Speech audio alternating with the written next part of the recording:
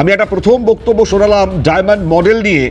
আমি জানি না এই মডেল আলটিমেট কাদের জন্য তৈরি হয়েছিল, তবে এই যে জাহাঙ্গীরদের মতন যারা রয়েছে নেতারা, তারা যেভাবে সম্পত্তি বাড়িয়েছে, এদের জন্যই কি ছিল ডায়মন্ড মডেল? আর সাধারণ মানুষের জন্য কি ছিল তাহলে পরে?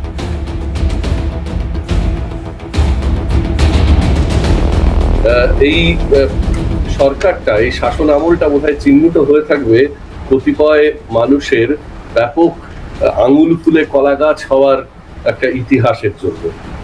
তালিকা ধরেই এই নামগুলো বলা যেতে পারে, যেখান থেকে নেত্রীর রাজনৈতিক শাসন দখলের উত্থান, সেই সিঙ্গুরের আন্দোলনের জায়গা থেকে শুরু করুন না। সিঙ্গুরের অধিকাংশ কৃষি জমি বা যে জমিগুলোতে শিল্পায়ন হলো না, সেই সমস্ত জমি মালিক এখন ওই একটি দালাল, ওই বেচারাম মান্না। এবং একই রকম ভাবে সারা পশ্চিমবঙ্গে যদি এই মুহূর্তে জমির যে ভূমিসত্ত্ব আছে তার যদি একটা কোনোভাবে সার্ভে করা যায়, স্টাডি করা যায়, তাহলে দেখা যাবে নামে বেনামে পরিবারের লোকজনদের মিলিয়ে কি বিপুল পরিমাণ সম্পত্তি এরা হস্তগত করে রেখেছে। টাকা পয়সা এবং কালো টাকার তো মানে অন্ত নেই, কিভাবে এরা বানিয়েছেন, কিভাবে করেছেন। সবচেয়ে কুৎসিত এবং দিবমিশা মানে বমি উদ্রেককারী দৃশ্য আমরা দেখেছি পার্থ চট্টোপাধ্যায়ের বান্ধবীর বাড়িতে, ওই রকম তাড়া তাড়া নোটের সব মানে স্তূপ।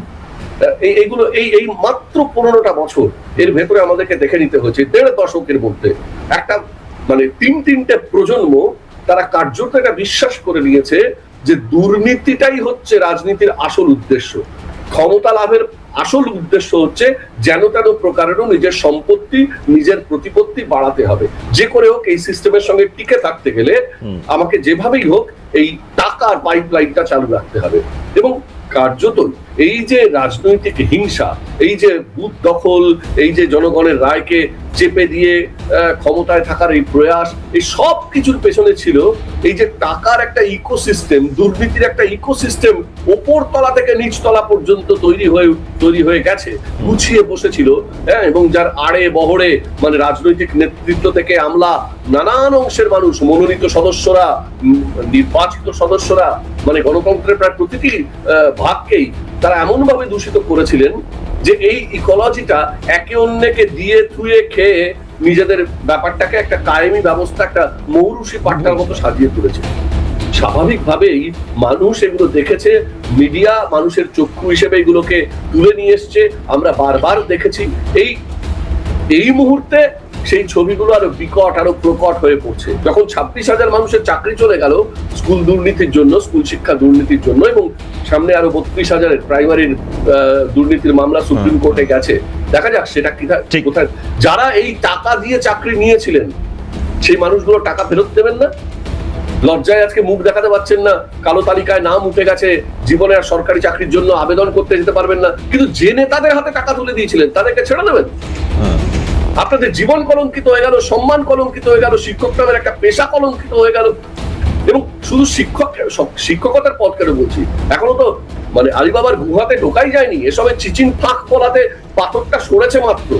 এই স্কুল শিক্ষা দুর্নীতি। এবার আসুন কলেজে, আসুন বিশ্ববিদ্যালয়ে, কত টাকার বিনিময়ে একটা বিশ্ববিদ্যালয়ের পদ বিক্রি হচ্ছে, অধ্যাপক পদ, এক একটা প্রশাসনিক পদ, রেজিস্ট্রার বলুন, ভাইস চ্যান্সেলর বলুন, তাদেরকে কি কাজে পাঠানো হয়েছিল, কিভাবে বিশ্ববিদ্যালয়ের সম্পদ লুট করে বাইরে বিক্রি করে দিতে হবে, এই সমস্ত ব্যবস্থা যে একটা সাজিয়ে গুছিয়ে তোলা হয়েছিল সো কল্ড শিক্ষা দপ্তরের নামে। খাদ্য দপ্তরে আসুন, চেহারাটা দেখুন। অর্থাৎ কিনা একটা লুটতরাজ চলেছে 1.5 দশক ধরে। এই লুটতরাজের ছবিগুলো মানে সেই সময় আমরা একটু আভাস পাচ্ছিলাম, সেগুলো ছিল হিমশৈলের চূড়া। এখন হিসেব হবে অমিতাভদা, এর হিসেবই চলছে এবং এর হিসেব হবে। তবে আইনের হাত যে কত লম্বা এবার কি টের পাচ্ছে প্রভাবশালীরা?